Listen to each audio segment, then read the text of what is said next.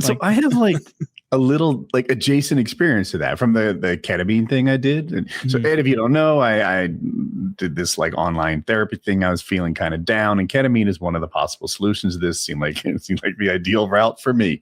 So and then they like beforehand, I would watch videos related to like the kinds of things I wanted to work on, etc. And I experienced what they call ego death. Ego death is that thought that everybody has had where it's like, man, we're just such a tiny little speck on the earth and just a tiny little speck in the universe, etc., etc. But what I took away from that realization that everyone's had is kind of like the minimum I need to pull this train. Like, you know what? Everyone has a roof over their head. Everyone's fed. I'm doing fine. Stop acting like this isn't going well. You're okay. This isn't that tough a problem to solve. And like in the grand scheme of things, like these are the core things you need to focus on. These are how Jackie gets happy, Hope gets happy, Colin, yada, yada, yada. Those were my takeaways. And then through this like program I was on, like I instantly sort of journaled it so you don't lose it. And I even reread it now and then, not all the time. I'll say I reread it like 3 times a year. This was a while back. And it was a really positive thing for me. And I was like, maybe I'm the exception to Taylor's thing. That ego death made my problems seem small like gave me a different perspective on them and helped me understand that I am equal to the task.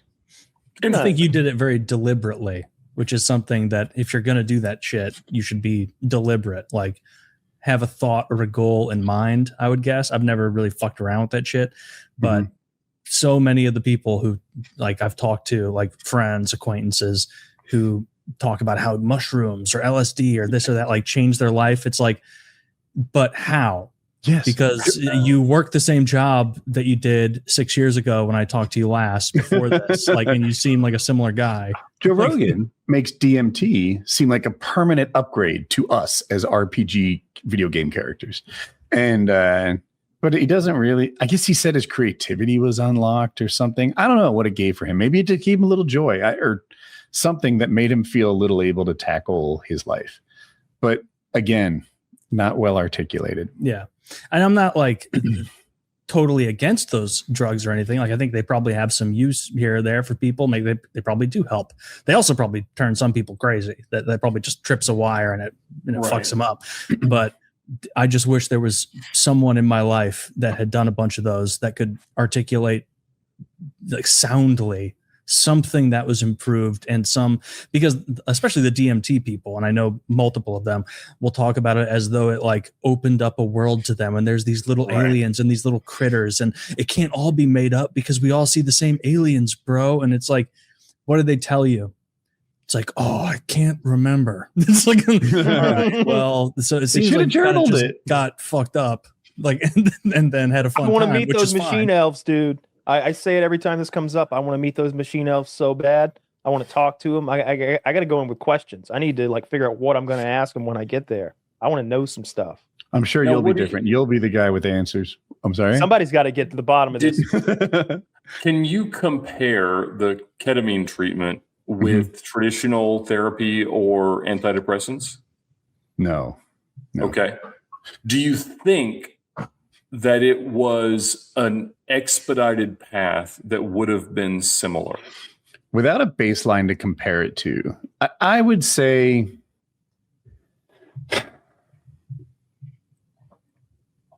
the company, it was Mind Bloom. I'm not paid by them or anything, but that's who I went through, Mind Bloom. Okay.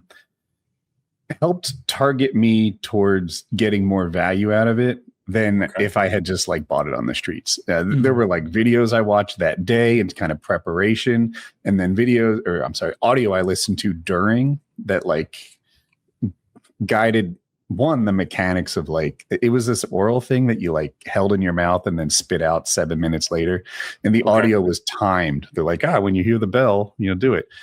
Low key, I kept it in for an extra 30 seconds because I'm hardcore like that. Oh shit! Where's the business? Don't tell Mind Bloom. Nobody knows but me. And but it really gave me this like mindset on what to think about during the ride and how to keep the lessons from it.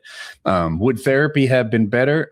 Shucks, I don't know. I'm not inclined. It's weird. It's easier for me to talk to like the freaking million people who might see this than it is a person on a couch. And that might have guided my decision to go that way instead of the other. I don't think you've ever taken antidepressants, but my experience with them has been that they're emotional band-aids, that they lower your, if your life can be imagined as this graph of highs and lows, it cuts the peaks off both sides. Now you don't go to that low place anymore, and you don't get so down that you just don't know a way out. But you don't ever get to that high place anymore. You don't have that like exuberant, oh, great day. Oh, I won. I got a nuke in Modern Warfare 2. Like you don't feel that like dump of like happy chemicals anymore. And you also don't feel that dump of sad chemicals anymore. You've got this emotional band-aid that's meant to be temporary, not a lifelong sort of thing, not a emotional replacement therapy. It's supposed to be a band-aid. And people end up staying on them way longer than they should have fixed the thing that was making them depressed or found a way out of their depression. But instead, they're just 6 years into Zoloft or something, and they haven't had a real feeling in half a decade. Yeah, I hated them. And then coming off, those are very dangerous. I quit cold turkey, and then coming Zoloft, off. the specific one you tried? Man, I don't remember, but that's the one that comes to mind. It's the one that gave me those weird like brain shocks or whatever. Ooh, I had a friend who had that with Lexapro. Maybe it was Lexapro. That's what it was. Yeah. Okay. That was dreadful. I hated that. He did too. And they were like, don't quit cold turkey. And I'm like, I think I'm quitting cold turkey. I'm getting back to real emotions as fast as I can. And if I've got to suffer for a week or 2 weeks, we're going to treat this like it's heroin. I don't want this poison anymore. Like I'm tired of feeling like a fucking zombie. I remember I like won a match of PUBG. Like I clutched and I was like, why don't I feel good about this? Everyone just watched me kill it. I killed 2 different teams. I just clutched it all. We won. Chicken dinner. And I was like, but I don't feel anything good inside me. I was like, this is it. I'm done with this. Yeah. No more. For him, he had what I would call the appropriate Lexapro experience. Before having it was anxiety issues. And a lot of people are like, anxiety, we all have it. Fuck you. You know, this is what gets the mortgage paid. But no, he would have like a traffic interaction. And then that would live rent free in his head. He couldn't like stop precipitating on it. Taylor, what's this word I'm looking for? I would just say dwelling. But, okay, dwelling. That's the better word. Yep. He wouldn't stop dwelling on it. And like it would just own his mood and like his worries for way longer than like a beep at, red light too long would deserve. Okay. And so he worked with a therapist, and the therapist prescribed Lexapro, and he was on that for a period of time, and then he got off it. And he got off it a little aggressively and had like the brain zaps. That's what he called them. I don't know how. Brain zap isn't like, I can't relate to it. I don't really know what that means. Literally, you've been shocked before. I know, because I've done. Oh yeah. It feels like if you've ever grabbed an electric fence. And the one that pulses, it feels like I've been hit by the full jolt of those smart. It feels like maybe a tenth of that, much power, but from one side of my brain to the other and through my optical nerve. Like I would feel I would feel pain in my eyeballs and across my brain. And it would not just like, it would surprise me. Like I didn't know that. Like it was like a jolt. It would be that really fast. Yeah, they would literally be like jolt, and I'd be like oh, and I'd just been like sitting on the couch like eating dinner, and it's just jolt. And fuck, I hate that. And it's like you're coming off of it. Yeah, for like spontaneous symptom. What? Yeah, for at least 10 days or 2 weeks, at least. He had that too, and he eased off.